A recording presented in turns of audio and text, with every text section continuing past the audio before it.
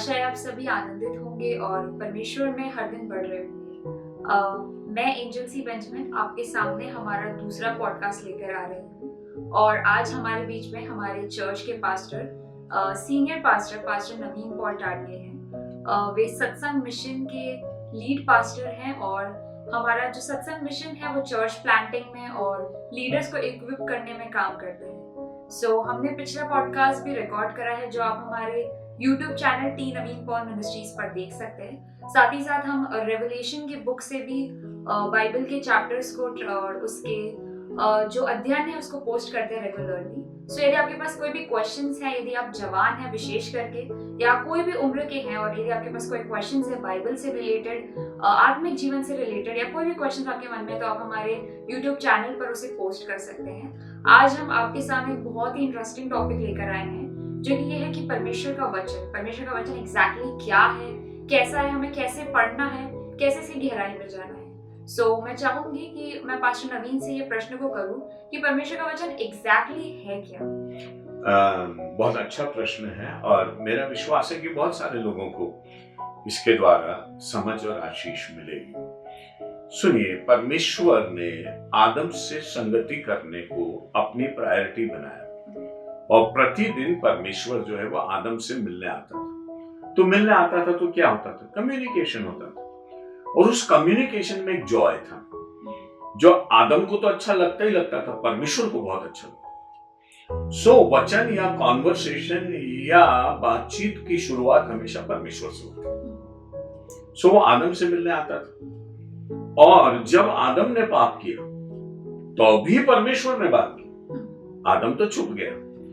मनुष्य के अंदर जो पाप था वो कम्युनिकेशन ब्रेक करने के लिए कारण बना और हम बार बार परमेश्वर से एक ब्रोकन कम्युनिकेशन में रहना चाहते हैं। आज दुनिया में बाइबल है लेकिन कम्युनिकेशन नहीं। कई लोगों के हाथ में बाइबल है लेकिन है ब्रोकन कम्युनिकेशन। और परमेश्वर बार बार बात करता, जैसा वचन कहता, आज अगर उसका शब्द सुनो तो अपने मन को कठोर ना करना। हर बार आप बाइबल में से कुछ पढ़ते हैं, परमेश्वर नई रीति से आपसे बात करता। ये सिर्फ आपके फिजिकल आंख और कान की बात नहीं है। वचन परमेश्वर का स्पिरिट का प्रॉम्प्टिंग है जो आपके अंदर आपसे बात करता है। मैं आपको यहाँ पे इंटरप्ट करना चाहूंगी कि क्या जो संबंध पहले टूटा था वो आज रिस्टोर हो पाया है? देखिए क्या हुआ, परमेश्वर ने हमसे बात करना नहीं छोड़ा। ये परमेश्वर की सबसे बड़ी कृपा है। अगर आप इब्रानियों का पहला अध्याय पहला वचन पढ़ेंगे तो बाइबल कहती पूर्व युग में परमेश्वर ने नबियों के द्वारा बातें की और अंत में पुत्र के द्वारा। तो एक चीज तो स्पष्ट है कि परमेश्वर ने कभी भी हमसे संवाद नहीं तोड़ा। शैतान पाप में गिराकर आदम को छोड़ के चला गया और आदम उस जगह था कि उसको यह समझ में नहीं आ रहा था कि व्हाट नेक्स्ट, अब क्या होगा। तब वो परमेश्वर आया और परमेश्वर की सबसे बड़ी भलाई ये है कि वो आगे होके बात करता है। आज भी अगर लोग परमेश्वर का इनकार करते हैं तो भी जब सुसमाचार प्रचार होता है तो परमेश्वर एक तरह से आगे होके बात कर रहा है कि भाई मैंने अपने पुत्र को भेजा, आप उस पर विश्वास करें ताकि आप नाश नहीं हो, अनंत जीवन पाए। ये कौन बोल रहा है? परमेश्वर बोल रहा है। द बेस्ट कम्युनिकेटर जो हमसे बात करता है वो हमारा परमेश्वर है और चूंकि उसने हमें अपने स्वरूप और समानता में बनाया तो हमें ये भी समझ लेना है कि ये परमेश्वर की प्रायोरिटी है कि वो हमसे बात। इस बात से हम समझ सकते हैं कि परमेश्वर अच्छे लोगों से बात करते हैं और बुरे जो पाप में चलते हैं। जी हाँ, उसका संवाद सबसे। और इसलिए परमेश्वर के वचन को हम इस तरह से ले सकते हैं कि परमेश्वर हर मनुष्य से कम्युनिकेट करता है। कई बार जब हम बाइबल पे आ जाते हैं तो वो कम्युनिकेशन को हम एक रिटन बुक के रूप में देखते हैं, लेकिन पुराने समय में आदम के पास बाइबल नहीं थी, इब्राहिम के पास बाइबल नहीं थी, नूह के पास बाइबल नहीं थी, अय्यूब के पास बाइबल नहीं थी, इब्राहिम, इसाक, याकूब के पास बाइबल नहीं थी। बाइबल आई मूसा से या रिटन वर्ड आया मूसा के। जब बाइबल नहीं थी तो कम्युनिकेशन कैसे हो रहा था? यही तो सवाल है ना। और अगर हम उस कम्युनिकेशन को समझेंगे तो हम आज भी उस कम्युनिकेशन के डायमेंशंस को समझेंगे। अगर हम कम्युनिकेशन को बुक तक लिमिट कर रहे हैं तो हम कम्युनिकेशन को सीमित कर रहे हैं। बुक जो है वो कम्युनिकेशन को प्रमोट करने के लिए, रिप्लेस करने के लिए नहीं। परमेश्वर बात करता है, इसलिए बाइबल में परमेश्वर का वचन जो है वो हमारे लिए उस कम्युनिकेशन को प्रमोट कर रहा है। एक बेटर साधन आपको मिल गया। सुनिए, लगभग 1500 BC तक मनुष्य के पास लिखने का कला नहीं थी, पेपर नहीं था, कुछ नहीं था। और लगभग उसी समय में मूसा आए, और जब मूसा आए उसी समय में लिखने पढ़ने की प्रक्रिया शुरू हुई। उससे पहले स्क्रिप्ट नहीं था, लिखने का तरीका नहीं था। तब परमेश्वर ने जब मूसा के द्वारा अपने लोगों को बुलाया, तब मूसा बाइबल पढ़ के नहीं आया था मेरे से। मूसा ने तो झाड़ी में दर्शन देखा था और परमेश्वर उससे बात कर रहा था, और इतनी बात कर रहा था कि अगली विपत्ति कौन सी आएगी वो तो कोई बाइबल पढ़ के नहीं जा रहा था। उसको तो परमेश्वर का कम्युनिकेशन मिल रहा था। तो बाइबल हमें एक डायरेक्ट कम्युनिकेशन तक पहुंचाने का माध्यम है। बाइबल हमारे लिए एक ब्लॉकिंग चीज नहीं होना चाहिए कि हम बाइबल में इतने खो जाएं कि हमारा डायरेक्ट कम्युनिकेशन खत्म हो जाए। यीशु कहते हैं यूहन्ना रचित सुसमाचार, तुम पवित्र शास्त्र में ढूंढते हो और तुम्हें लगता है कि अनंत जीवन इसमें है, लेकिन तुम मेरे पास नहीं आना चाहते। मतलब बाइबल काहे के लिए?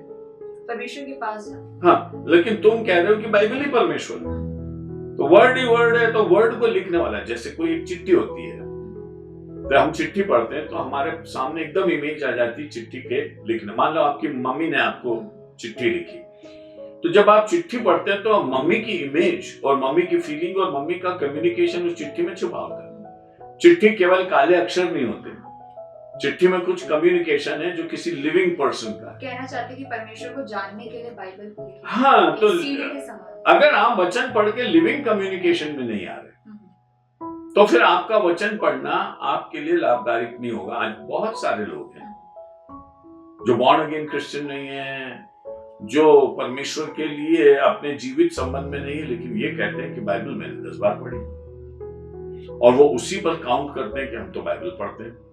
और यही यीशु मसीह के समय में जो शास्त्री फरीसी थे उनका भी यही गलत है।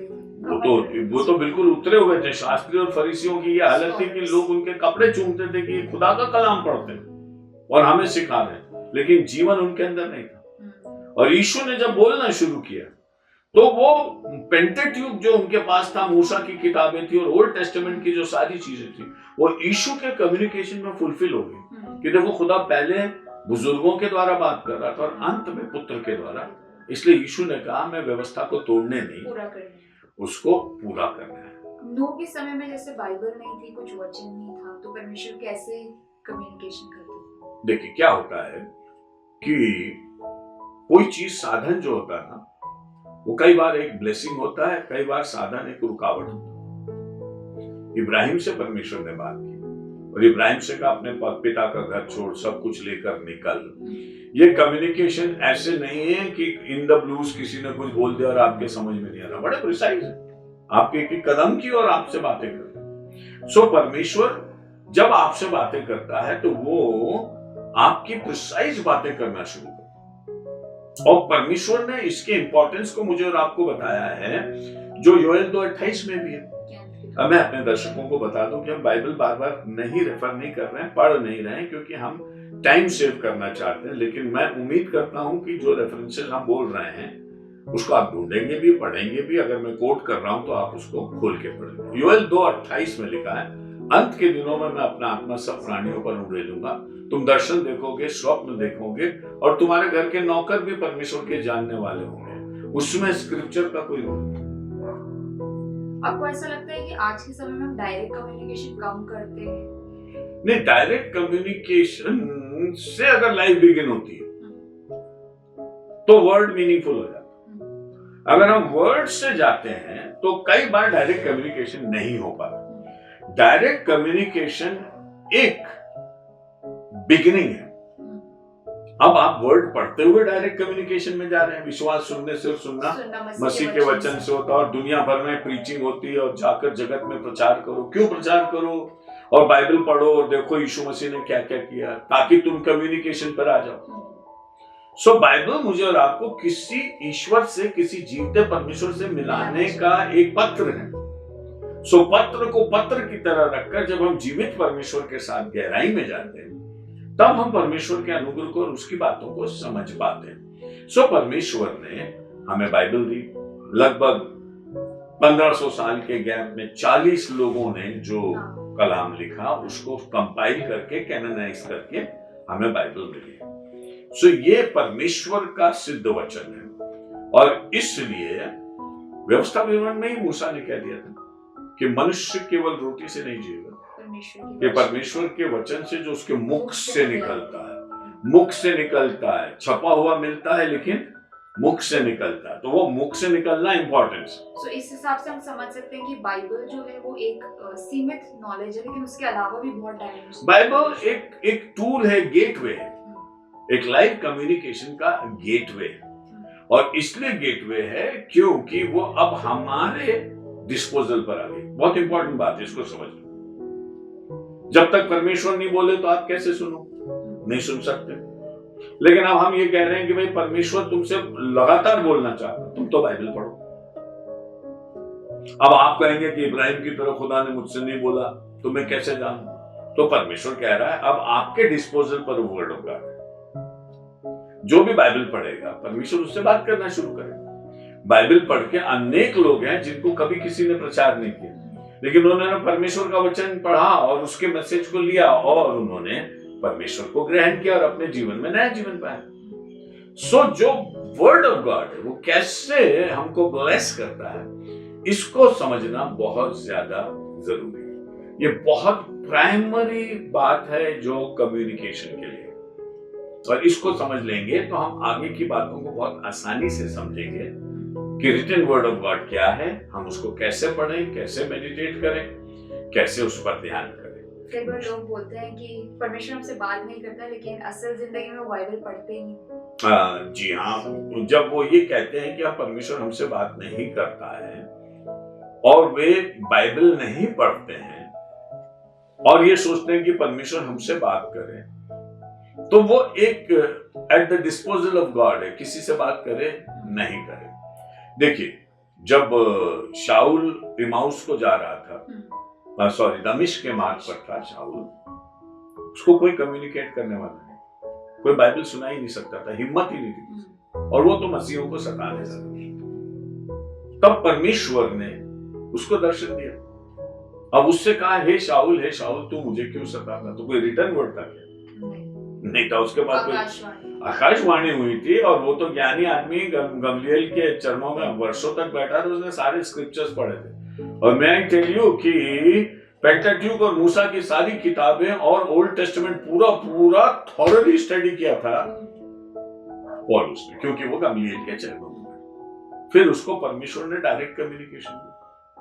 सो जब इस दुनिया में हमारा हार्डनेस, हमारे जीवन की कठोरता ऐसी आड़े आ जाती है कि हमें लिखित वचन सहायता नहीं कर पाता और कोई मनुष्य भी हमें नहीं सुना पाता क्योंकि वो बहुत डरता है, तो परमेश्वर कम्युनिकेट। आज की दुनिया में ईरान में बहुत सारी टेस्टिमनीज हैं, ईरान में बहुत सारे लोग प्रभु के पास आ रहे हैं, और अगर आप उनके कम्युनिकेशन देखेंगे तो उनके पास बाइबल नहीं, बाइबल रख नहीं सकते, लेकिन यीशु मसीह उनके दर्शनों में आ रहे हैं, और कई लोग दर्शनों और सपनों के द्वारा परमेश्वर के कम्युनिकेशन को God is a living God, उसका कम्युनिकेशन हमेशा जीवित होता। और इसलिए यूहन्ना 1:1 में लिखा, आदि में वचन था, वचन परमेश्वर के साथ था, वचन इज व्हाट? कम्युनिकेशन। अब मैं हमारे दर्शकों के लिए आपसे पूछना चाहती हूँ कि हम परमेश्वर के साथ कम्युनिकेशन में कैसे आगे बढ़े? देखिए, अगर फर्स्ट कम्युनिकेशन हो गया तो आप आगे की बात करें। जैसे अगर आप मुझे जानते नहीं तो मैं आपसे बात नहीं करूंगा, आप मुझसे बात नहीं, लेकिन अगर हमारा परिचय हो जाए तो आपका कम्युनिकेशन ऑटोमेटिकली होने लगता। देखिए, बच्चा मां से पैदा होता है और इससे पहले कि वो मां बोलना सीखे उसका काफी कम्युनिकेशन माता से चलता रहता है। वो मुस्कुराता है, हंसता है, उसको भूख लगती वो रोता है ना, इस तरह से वो अपनी मां से कम्युनिकेट करता है। लेकिन जैसे एक रिलेशन होता है उसमें कम्युनिकेशन होता है, और परमेश्वर कम्युनिकेट करके ह्यूमैनिटी को एक रिलेशन में बुला रहा है। सारी दुनिया से बोल रहा है कि मेरे पास आओ, मैं तुमसे बातचीत करना चाहता हूं। अगर तुम मेरे बच्चों के समान मेरे रिलेशनशिप में आओगे तो बात बहुत होगी और बहुत आगे तक जाएगी, क्योंकि परमेश्वर हमसे बहुतायत से बातें करना चाहिए। और लिखा है यीशु मसीह ने बहुत बोला, कम नहीं बोला। उसके पूरे जीवन में उसने बहुत प्रचार किया, स्वर्ग के भेदों को प्रकट किया और इतना बता दिया है कि हमें कोई घटी और कमी नहीं। सो आज का जो हमारा पॉडकास्ट है, मेरे विचार से ये हमारी और आपकी सहायता करेगा कि परमेश्वर बोलने वाला परमेश्वर है, परमेश्वर वचन है। परमेश्वर ने अपने पुत्र को देहधारी करके इस दुनिया में देखा और भेजा, वो है वर्ड पर्सोनिफाइड। देखिए बाइबल में दो तरह के वचनों की बात होती है, एक लोगोस होता है, एक रीमा। लोगोस का मतलब होता है रिटन वर्ड जो बाइबल के रूप में आपको मिला, लेकिन रीमा का मतलब परमेश्वर खुद वचन बनकर रहा। सो रीमा तो आदि से, लोगोस बाद में आया। सो जब हम रीमा को समझ लेते हैं तो लोगोस बहुत मीनिंगफुल हो जाता है। और अगर हम लोगोस से रीमा की ओर जा रहे हैं, वो भी हो सकता है, परमेश्वर दया करता है, तब उसका वचन आएगा, तब हम उसको सीख सकते। तो ये एक बहुत ही इंपॉर्टेंट बात है जिसको मुझे और आपको समझना है और हमारे दर्शकों को भी समझना है कि परमेश्वर संवाद करता है। और जब तक अनुग्रह का समय कम ना हो और जब तक दुनिया में सुसमाचार सुनाने का कार्य खत्म ना हो और मसीह का दोबारा आगमन ना हो, तब तक ये कम्युनिकेशन परमेश्वर के तरीके से इस दुनिया में चलता ही रहेगा। वो हर एक मनुष्य को बुलाता ही रहेगा, चाहे वो बाइबल पढ़ना पसंद करे या ना करे, उसके विवेक में परमेश्वर अपनी बात को डालेगा और दुनिया की परिस्थिति और हालात से वो परमेश्वर की ओर मुड़ेगा। सृष्टि को देखेगा, सूरज चांद सितारों को देखेगा, वो परमेश्वर की ओर मुड़ेगा। भले उसके पास बाइबल नहीं है, लेकिन वो लोगों के बदले हुए जीवनों को देखेगा और कैसे लोग प्रभु यीशु मसीह में पाप क्षमा प्राप्त कर रहे हैं, उनके जीवन पवित्र हो रहे हैं, शुद्ध हो रहे हैं, सिद्ध हो रहे हैं, इसके द्वारा भी परमेश्वर बात करेगा। सो परमेश्वर का कम्युनिकेशन परफेक्ट है और उस परफेक्शन में एडेड परफेक्शन है बाइबल। मुझे लगता है कि आज हम इस टॉपिक के अंत में जा पहुंचे और हो सकता है कि हम इस टॉपिक के बारे में और ज्यादा वीडियोस बनाएंगे। डेफिनेटली ये पॉडकास्ट का सीक्वेंस होगा और अगले पॉडकास्ट में हम इस बात को और आगे बढ़ाएंगे और मुझे उम्मीद है कि आपको इस पॉडकास्ट से आशीष मिल रही है। थैंक यू पास्टर नवीन। हम अगले पॉडकास्ट में आपसे फिर मिलेंगे। यदि आपके पास कोई क्वेश्चंस है, कोई क्वेरीज हो, तो आप हमें कमेंट्स में बता सकते हैं और मैं आशा करती हूँ कि ये पॉडकास्ट आपके लिए बहुत की आशीष का कारण होगा। Thank you and God bless. Thank you.